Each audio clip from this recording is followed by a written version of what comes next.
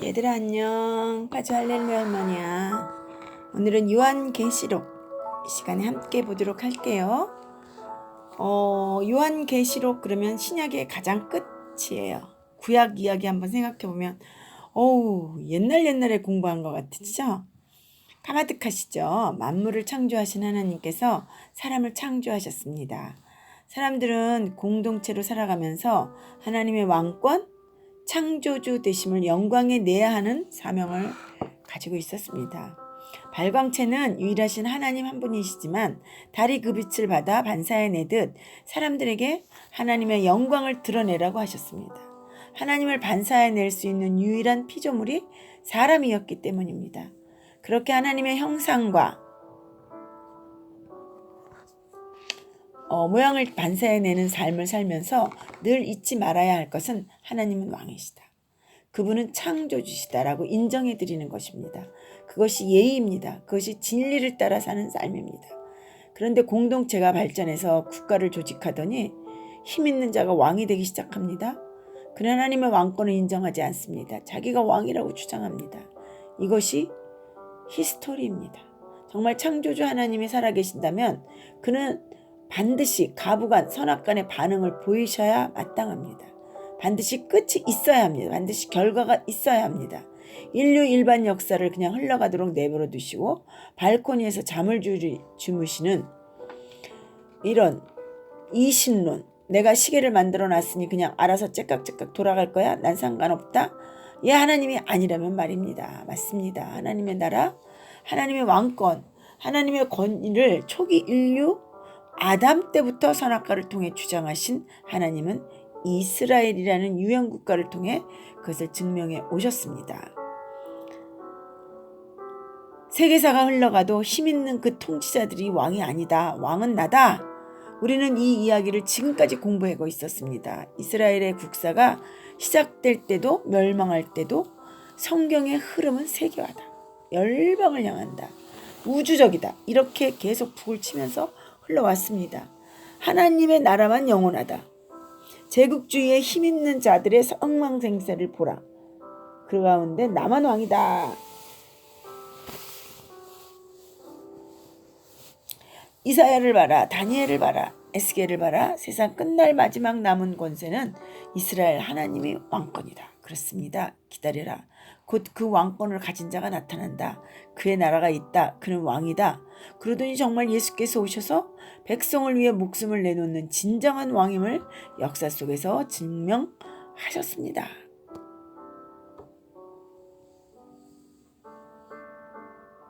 그리고 승천하셨습니다. 세계를 돌아다니며 땅끝까지 가서 이 사실을 증언하라고 유언하셨습니다. 그랬더니 정말 그의 제자들이 땅끝까지 다니면서 이 사건을 말하고 다니는 겁니다.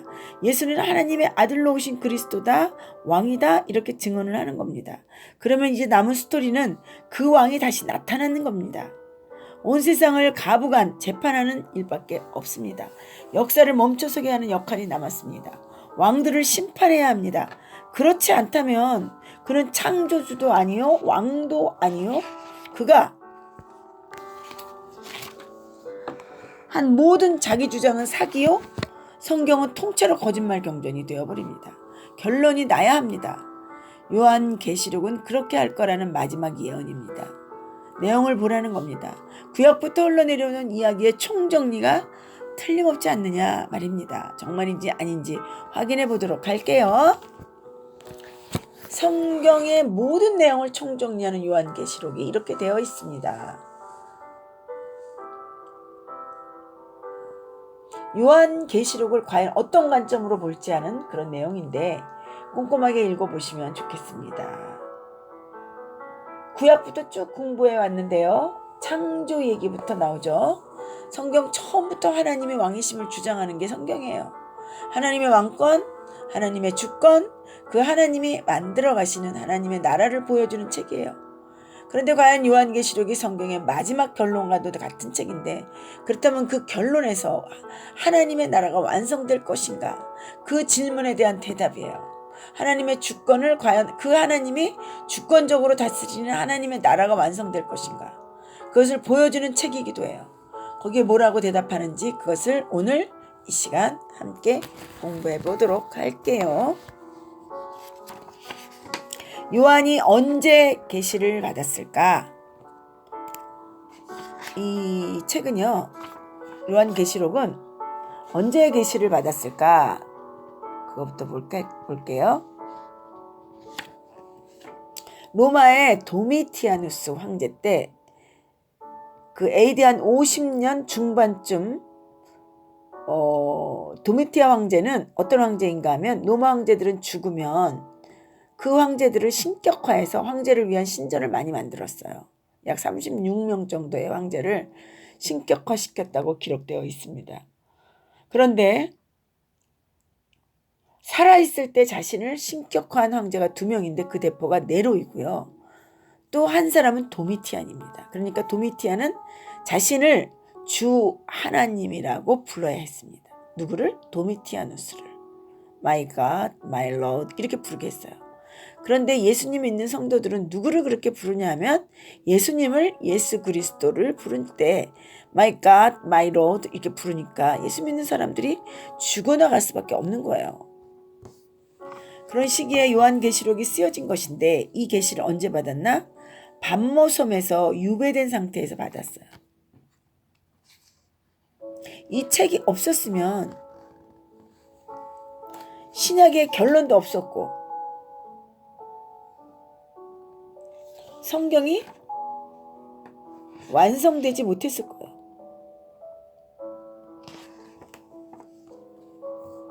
신약뿐 아니라 성경 전체 결론, 반드시 요한계시록이라는 책을 그래서 알아야 합니다.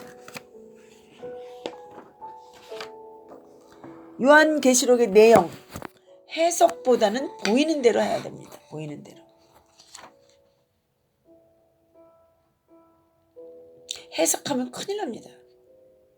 요한계시록 안에는 상징이 너무 많아요.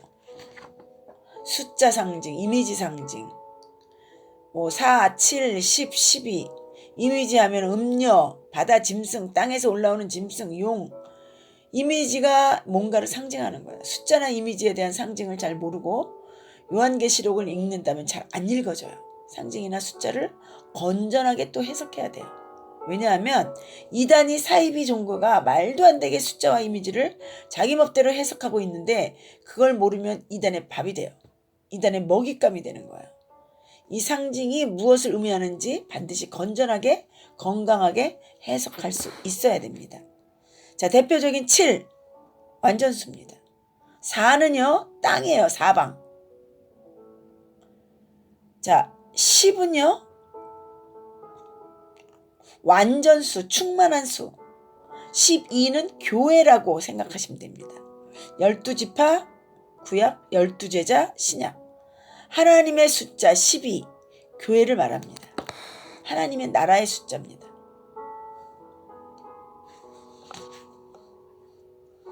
사실 어려울 게 없습니다. 창조부터 시작된 이야기를 모르니까 어렵지 우리처럼 구약을 처음부터 공부한 사람에게는 그다지 어렵지 않답니다. 우리가 알고 있는 수준에서 연결해보면 그냥 술술 다 풀린답니다. 한번 볼까요? 전 세계로 교회가 확장되고 있을 무렵 드디어 예수께서 나타나셨다. 계시록 1장 1절 예수 그리스도의 계시라. 이는 하나님이 그에게 주사 반드시 속히 일어날 일들을 그 종들에게 보이시려고 그의 천사를 그종 요한에게 보이내어 알게 하신 것이라. 예수 그리스도의 계시. 어쩌면 제목이라고도 할 수 있습니다. 예수 그리스도께서 주신 계시라고 할 수 있습니다. 주어격으로 예수님이 주신 계시, 목적격으로 예수님을 계시한 계시. 둘 다 해석의 가능성이 있고 괜찮습니다. 요한계시록을 보면 반드시 예수님을 만나야 됩니다. 예수 그리스도가 어떤 분인지 만나야 되고 그분이 승리하시는 모습을 봐야 됩니다.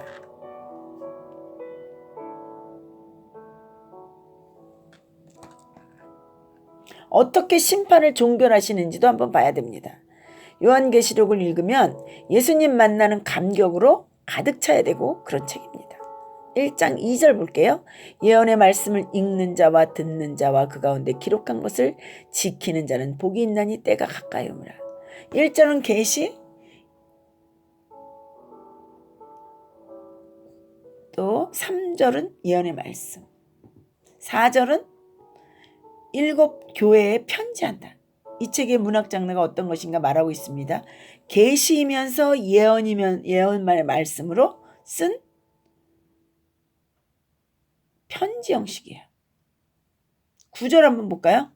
나 요한은 너희 형제여 예수의 환난과 나라와 참음에 동참한 자라 하나님의 말씀과 예수를 증언하였으므로 말미암아 밤모라 하는 섬에 있었더니 10절 주의 날에 내가 성령에 감동되어 내 뒤에서 나는 나팔 소리 같은 큰 음성을 들으니 11절 이르되 내가 보는 것을 두루마리에 써서 에베소, 서머나, 버가모, 두아디라, 사데, 빌라델비아, 라오디게아 등 7교회에 보내라 하시기로. 7교회. 몸을 돌이켜 나에게 말한 음성을 알아보려고 돌이킬 때 7 금촌대를 보았는데 내가 본 것은 내 오른손에 7별의 비밀과 또 7 금촌대가 7별은 7교회의 사자여 7 촛대는 7교회니라. 13절 촛대 사이로 인자 같은 이가 발에 끌리는 옷을 입고 가슴에 금띠를 띠고 촛대 사이에 인자 같은 이가 교회 사이에 인자 같은 이가 뭐예요? 무슨 얘기입니까? 교회를 누가 주장하고 계십니까? 예수님이 주장하고 계시다. 예수님은 사도행전 초입부에 승천하셨어요. 이렇게 교회가 세워지는 것을 다 보고 계셨다가 교회에 하신 말씀이 있어요. 다시 출현하신 거예요. 라는 책이죠. 22장과 3장 사이에 각 교회에게 주신 말씀이 있어요. 여기까지는 어렵지 않아요. 7교회는 전투하는 교회입니다. 7교회는 전투하는 교회입니까? 승리한 교회입니까? 전투하는 교회에게 무슨 말씀을 하시는 거예요? 너희가 이기면 이기는 그에게는 이기면 이런 것을 약속해 주고 있는 거예요. 그러니까 내가 약속해. 약속들 기억해. 교회가 몇 교회예요? 7교회. 이 당시에 7교회가 있었어요. 그러나 7교회에게만 해당되는 건 아니고요.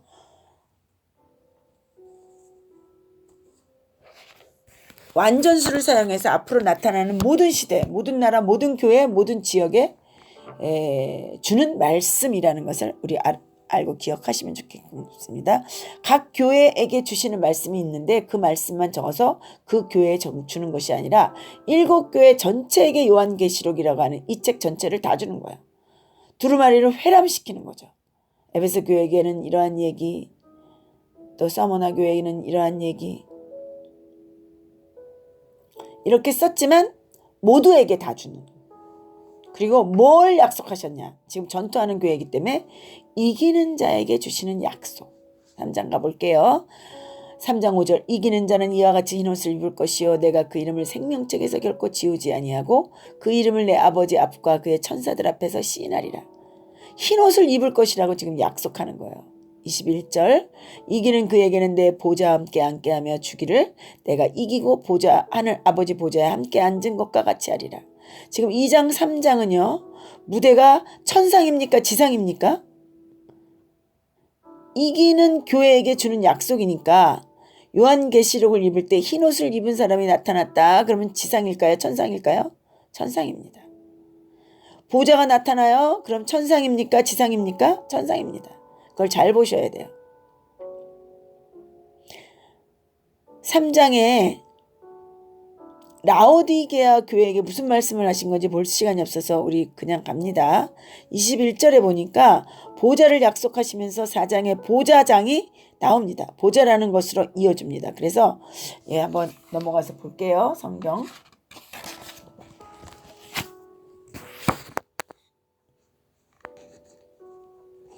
보좌 4장이죠. 그렇다 하나님 보좌 우편에 앉으신 어린 양. 우리 이거 시편 110편 1절에 계속 하나님의 위치를 예수 그리스도의 위치를 하나님 보좌 우편에 이렇게 정해놨잖아요. 계속 사용하고 계시죠. 그러니까 그리스도다.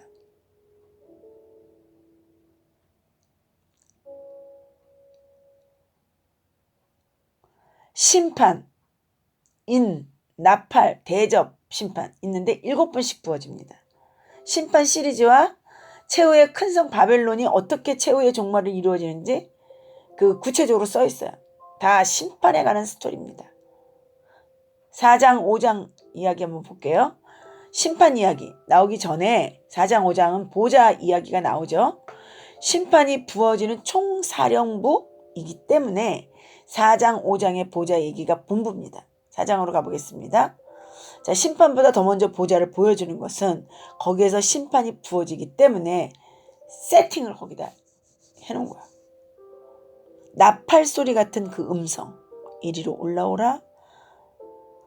마땅히 일어날 일들을 내가 내게 보이리라.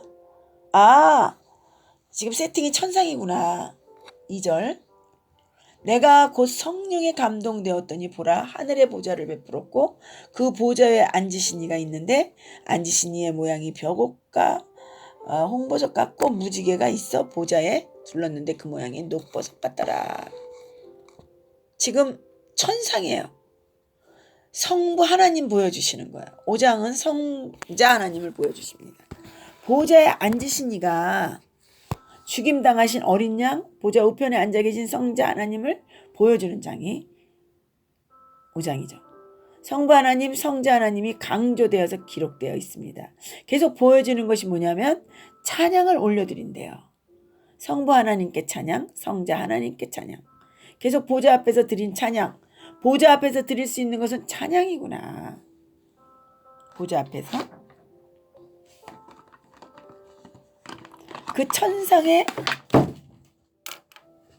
그 천상의 모양대로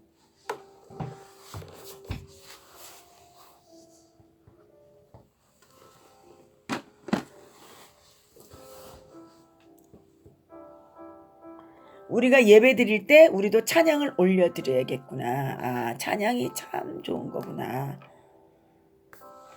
4절 볼게요. 4장 4절. 또 보좌에 들려 24보좌들이 있고 그 보좌 위에 24장로들이 흰 옷을 입고 머리에 금관을 쓰고 앉았더라. 굉장히 중요해요. 5절. 보좌로부터 번개와 음성과 우레소리가 나고 보좌 앞에 켠 등불 7이 있으니 이는 하나님의 7영이다. 성령 하나님을 표현합니다. 번개, 음성, 우레소리 이게 다 지금 보좌에서 부어지는 것이라 보시면 됩니다. 어떤 찬송이 울려지는가 한번 볼까요? 내 생물을 각각 6날개로 가졌고 그 안에 주위에는 눈들이 가득하더라. 그들이 밤낮 쉬지 않고 이르기를 거룩하다 거룩하다 거룩하다 주 하나님 곧 전능하신 이여 전에도 계셨고 이제도 계시고 장차 오실 이시니라. 거룩하신 하나님, 전능하신 하나님, 영원하신 하나님을 찬양합니다. 10절 볼게요. 장로들이 찬양 드리는 장면이 나오는데 24장로들이 보좌에 앉으신 이 앞에 엎드려 세세토록 살아계시는 이에게 경배하고 자기의 관을 보좌 앞에 드리며 이르되 우리 주 하나님이여 영광과 존귀와 권능을 받으시는 것이 합당하오니 주께서 만물을 지으신지라. 만물이 주의 뜻대로 있었고 또 지으심을 받았느니라. 그러니까 창조의 하나님, 섭리하시는 하나님, 운영하시는 하나님을 지금 찬양하고 있죠. 5장은 성자 하나님을 얘기하는 것이라고 했어요. 두루마리 인을 떼실 분인데 내가 또 보니 보좌와 내 생물과 장로들 사이에 한 어린 양이 서 있는데 일찍이 죽음을 당한 것 같더라. 그에게 7뿔과 7눈이 있으니 이 눈들은 온 땅에 보내심을 받은 하나님의 7영이더라. 그 어린 양이 나와서 보좌에 앉으신 이의 오른손에서 두루마리를 취하시니라. 8절. 그 두루마리를 취하심에 내 생물과 24장로들이 그 어린 양 앞에 엎드려 각각 거분과 향이 가득한 금대접을 가졌으니 이 양은 성도의 기도들이라. 그들이 새 노래를 불러 이르되 두루마리를 가지시고 그 인봉을 떼기에 합당하시도다. 일찍이 중임을 당하사 각 족속과 방언과 백성과 나라 가운데에서 사람들을 피로 사서 하나님께 드리시고 내가 또 보고 들으며 보좌와 생물들과 장로들을 둘러선 많은 천사의 음성이 있으니 그 수가 만만이요 천천이라. 죽임 당하신 큰 음성이 이르되 중임당하신 어린 양은 능력과 부와 지혜와 힘과 존귀와 영광과 찬송을 받으시기에 합당하도다. 내가 또 들으니 하늘 위에와 땅 위에와 땅 아래에 바다 위에와 또 그 가운데 모든 피조물이 이르되 보좌에 앉으신 이가 어린 양에게 찬송과 존귀와 영광과 권능을 세세토록 돌릴지어다. 아멘 아멘 하면서 찬송이 울려 퍼지는 장면이 나옵니다. 그러면서 6장부터는 심판이 쏟아지는 거예요. 심판에 대해서는 여러분께서 하나하나 다 말씀을 드릴 수 없습니다. 여러분들께 심판 내용은 보기 전에 반드시 알아야 될 게 있어요. 요한계시록은 환상을 많이 보여주잖아요. 내가 보니 내가 봄에 이런 얘기 많이 나와요. 그것을 보면서 쓴 책이 아니라 계시록을 공부할수록 그 구조가 얼마나 치밀한지 말로 다 알 수 없습니다. 사도 요한이 환상을 보고 한참 동안을 묵상하다가 사색했다가 구약의 그림들을 많이 가져와서 그 당시의 상황을 언어로 알아들을 수 있도록 기록합니다. 언어 코드가 있어요. 우리 시대에 같은 동시대 사람들에게 말할 때는 따로 설명 없이 이야기할 수 있는데 사도 요한 시대에는 그 시대에 맞는 무슨 말을 해도 알아들을 수 있는 언어가 있어요. 그 언어 코드로 쓰여진 책이에요. 이건 그냥 그 자리에서 쓴 책이 아니라고 하는 것을 알아야 돼요. 많은 상징을 가지고 와서, 왜냐하면 로마의 핍박과 파괴를 받고 있기 때문에 그걸 고지고대로 쓸 수가 없어요. 그래서 아는 이미지, 근성, 바벨론, 음료, 로마라는 것 때문에 사용되고요. 그리고 땅에서 올라오는 그런 숫자, 상징, 이미지 상징, 교회 상징을 해서 가지고 와서 쓴 것임을 이해해야 합니다. 인나팔 대접 심판 시리즈가 있는데 7번씩 부어집니다. 7번씩 부어지는 것에 대한 의미가 있는 것이 아니라 7은 완전수, 완전한 심판을 의미한다. 나팔 심판도 완전하게 부어지고 대접 심판도 완전하게 부어지고 인 심판도 나팔 심판 후에 대접 심판 후에가 아니라는 것 아실 거예요. 왜냐하면 인 심판의 마지막도 최후를 가리키고 나팔 심판의 마지막도 최후를 가리키고 대접 심판의 마지막도 최후를 가르칩니다. 최후 심판을 가리킨다. 또 나팔 심판을 했다가 최후 심판을 하고 또 대접 심판을 하는 거 이런 거 아니고요.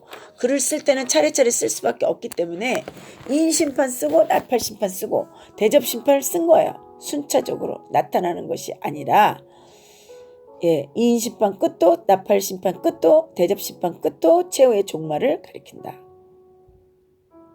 그렇게 이해해 주시면 좋겠습니다. 나팔 심판과 대접 심판에서는 특히 어떤 그림을 많이 가져와서 하냐면 출애굽기 그림입니다. 자, 지금 요한이 하나님의 계시를 받고 하나님이 보여주신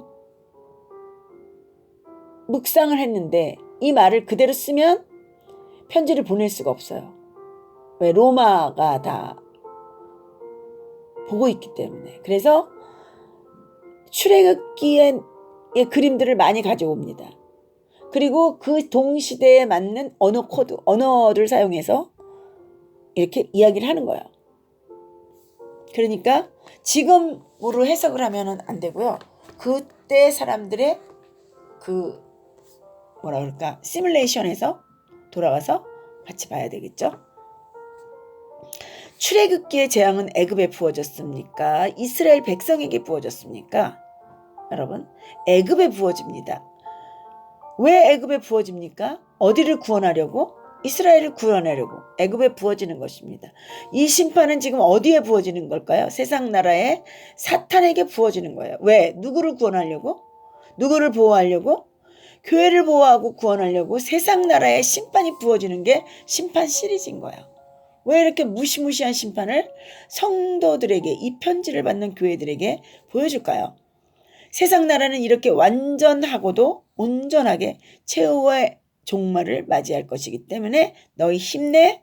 너희는 완전히 구원받을 거야. 너희 완전히 구원받을 거야. 힘내. 너희를 핍박하는 로마 큰성 바벨론은 무너지고야 말 거니까 힘내. 견뎌. 승리해. 그래서 심판 시리즈는요. 편안히 보여주는 거예요.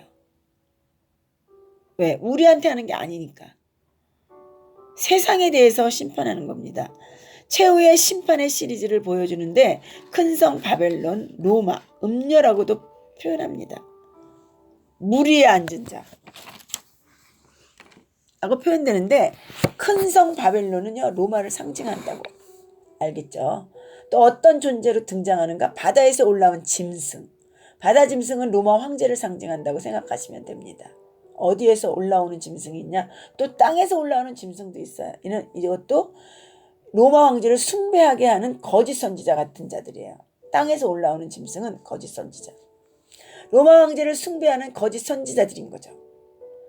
로마 황제를 지배받는 그런 나라의 왕들 같은 자들입니다. 그래서 바다 짐승이 성자 하나님을 많이 모방한 모습으로 나와요. 누굴 모방했나요? 성자 하나님. 땅의 짐승은 누구를 모방한 성령 하나님을 모방한 모습으로 나와요. 그런데 바다 짐승과 땅 짐승과 큰 성 바벨론의 중심에 있는 존재가 용이라는 존재예요. 용, 사단입니다. 배후 세력이 누구냐? 용, 이 악의 축기 어떻게 있는지 보시면 용과 바다 짐승과 땅 짐승이 악의 삼위일체예요. 악의 삼위일체. 성부, 성자, 성령 하나님을 모방한 거죠. 그러니까 바다 짐승은 가장 많이 예수님을 모방했고요. 땅에서 올라가는 거짓 선지자들은 성령을 많이 모방했어요. 그 다음에 용, 배후 세력인 거죠. 하나님처럼 이렇게 삼위일체로 이렇게 얘네들이 작동을 하고 있습니다. 자, 이제 계시록 이제 좀 빨리 넘어가야죠. 이 시간에 빨리 맞춰야 되기 때문에 자, 계시록 21장, 22장 보겠습니다. 인심판, 나팔심판, 대접심판 사이에는 막간이라고 부르는 삽입이라고 부르는 장면들이 많이 있어요. 잘 보시기 바랍니다. 너무너무 중요하죠. 너무너무. 요한계시록이 성경 전체의 결론이나 마찬가지인데 21장, 22장은 결론 중에서도 하이라이트. 사도 요한은 여기를 쓸 때 자신이 요한계시록을 쓴 이 책이 마지막에 정경이 들어갈지 몰랐죠. 신약 성경이 성경으로 정경이 된 게 사실 AD 397년이에요. 카라타고 종교회의에서 AD 397년에 신약 성경이 만들어집니다. 사도 요한이 쓴 이 계시록이 마지막 경경에다 끼워놓고 보니까 에덴이 회복되는 것을 보여주는 거예요. 창조 때 보여줬던 그 에덴 21장의 모습이죠. 자, 21장 갈게요. 또 내가 새하늘과 새 땅을 보니 처음 하늘과 처음 땅이 없어졌고 바다도 다시 있지 않더라. 지금 우리가 보고 있는 땅, 하늘, 바다가 다 없어지고 완전히 새 창조가 일어난 건지 아니면 하늘, 땅, 바다를 리모델링하는 건지 예수님의 몸도 새로이 바뀌신 것처럼 학자들 간에는 의견이 많습니다. 천국하고는 다릅니다. 천국은 지금도 있습니다. 최후의 새하늘과 새 땅이 나타나는데 그 새하늘과 새 땅을 보니 내가 또 봄에 거룩한 성 새 예루살렘이 하나님으로부터 하늘에서 내려오니 그 준비한 것이 신부가 남편을 위하여 단장한 것 같더라. 신약에 있어서 어린 양의 신부 그러면 무슨 뜻인가요? 교회죠. 신부하면 교회 얘기하는 거예요. 거룩한 성 예루살렘 건물이 아니에요. 건물인 것 같죠? 하늘에서 내려오고 있다는 거예요. 자, 21장 9절입니다. 7대적을 가지고 마지막 7 재앙을 담은 7 천사 중 하나가 나와서 내게 말하여 이르되 이리 오라 내가 신부 곧 어린 양의 아내를 내게 보이리라. 교회를 보여주겠다는 거죠. 뭐가 보여야 정상이에요? 신부를 보이리라 했어요. 뭐가 보여야 되죠? 교회가 보여야 되는 게 마땅한 거예요. 신부. 자, 계시록 21장 10절입니다. 성령으로 나를 데리고 크고 높은 산으로 올라가 하나님께로부터 하늘에서 내려오는 거룩한 성 예루살렘을 보이니. 건물이 아니고요. 교회입니다. 이 성도들이 가 있는 천국이 있어요. 그곳에 있는 거룩한 예루살렘 교회. 새하늘과 새 땅이 이루어졌을 때 내려와서 그들이 주인공이 되는 거예요. 그때는 성전이 필요 없어요. 하나님과 예수님, 성령님이 함께 계시니 성전이 없어요. 그런데 왜 거룩한 예루살렘이라고 하는가?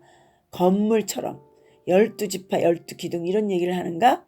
요한의 코드, 언어 코드는요. 계시록에 있어요. 이런 얘기를 하면 알아들어요. 10이라는 숫자를 이용해서 다 교회를 표시했어요. 왜 이런 보석 저런 보석 우리가 보지도 못한 보석을 알지도 못하는 보석은 이야기가 나올까요? 너무나 아름답고 너무나 찬란해서 눈부셔서 그렇게밖에 표현할 수가 없는 거죠. 거룩한 성 예루살렘은 내가 본 천국이 아니에요. 그가 수정같이 어떻게 에덴이 해방되는지 봅시다. 교회죠. 22장 1절입니다. 그가 수정같이 맑은 생명수의 강을 내게 보이시니 하나님과 및 어린 양의 보좌로부터 나와서, 이게 창세기에서 물이 어디서 흘러나왔잖아요. 에덴 꼭대기에서 흘러나왔잖아요. 지금은 어디서 나오죠? 보좌로부터 나온다 그러죠. 길 가운데로 흐르더라. 강 좌우에 생명나무가 있어 12가지 열매를 맺되 달마다 그 열매를 맺고 그 나무 잎사귀들은 만국을 치료하기 위하여 있더라. 에덴 동산에 생명나무가 있었어요. 있었는데 죄 때문에 아담과 하와가 쫓겨났는데 이제 새 에덴에는 생명나무가 있어서 그곳에서 계속 생명나무가 달마다 열려요. 3절 다시 저주가 없으며 하나님과 그 어린 양의 보좌가 그 가운데에 있으니 그의 종들이 그를 섬기며, 처음 에덴에는 저주를 받아서 쫓겨날 수밖에 없었지만 이제 저주가 없어요. 하나님과 그 어린 양의 보좌가 그 가운데 있어요. 그 왕권이 있어요. 성전이 따로 필요 없고요. 하나님의 얼굴은 봐도 돼요. 그전에는 죽었지만. 그 얼굴을 볼 터이요 그의 이름도 그들의 이마에 있으리라. 다시는 밤이 없겠고 등불과 햇빛이 필요 없으니 이는 주 하나님이 그들에게 비추심이라. 그들이 세세토록 왕노릇하리로다. 다시는 저주가 없고 이들이 왕노릇한다고 했어요. 어떻게 결론이 났는지, 어떻게 회복이 됐는지 이렇게 써 있으면서 20절 보겠습니다. 이것들을 증언하시니가 이르되 내가 진실로 속히 오리라 하시거늘. 아멘. 주 예수여 어서 오시옵소서. 주 예수의 은혜가 모든 자들에게 있을지어다. 아멘. 사실 요한계시록은 주인공이 교회입니다. 하나님의 보좌를 계속 보여주지만 계시록 안에는 14만 4천, 12 곱하기 12 곱하기 1000이라고 하는 충만한 수, 온전하고도 완전하게 충만한 수가 찰 때까지 하나님께서 하나님의 나라를 이루어 가시면서 충만한 나라를 완성해 가실 것이라는 것이죠. 그렇기 때문에 좌절과 절망 가운데 출구가 잘 안 보일 때도 그런 교회 상황 속에서 교회 안에 감격이 무뎌지고 감동이 사라지고 뜨겁지도 차갑지도 않는 교인들을 채워지고 능력이 없어지고 교인들도 그런 교인들로 채워지고 눈물이 없어지고 하는 이 교회를 보면서 짓밟히고 있으니 너무 아프고 하나님의 때에 하나님의 나라를 완성하시고야 말 것이라는 그 충만한 수가 찰 때까지 하나님의 백성들을 구원해 내실 것이다.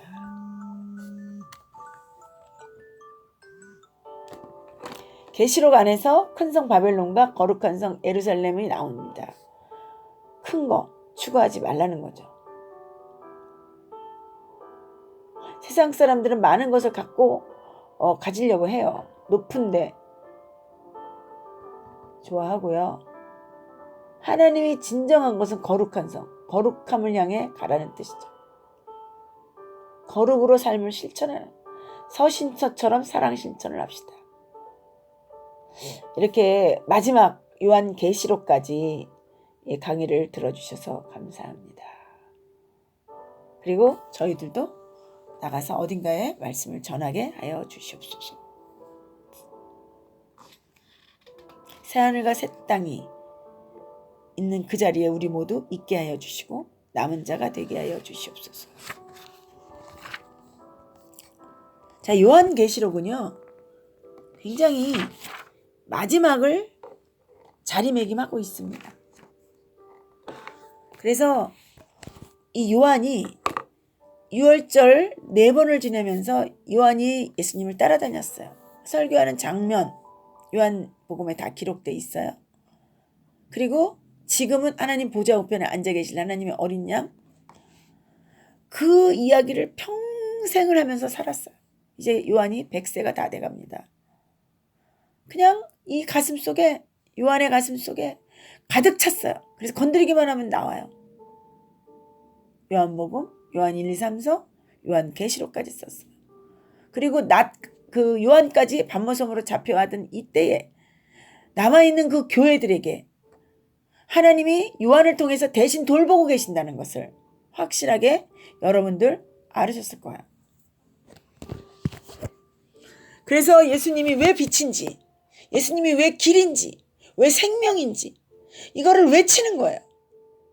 길이 없을 때 길 되신 예수님, 죽음 앞에서 영생이신 예수님, 불의 앞에서 진리이신 예수님, 현실에서는 찾을 수 없는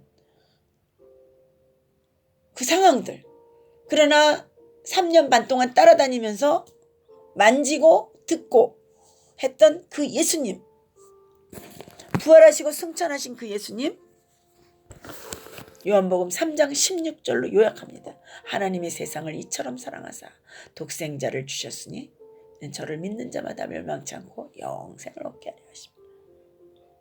그분이 생명이기에 이 로마 상황에서 견딜 수 있는 거예요. 도미티아누스.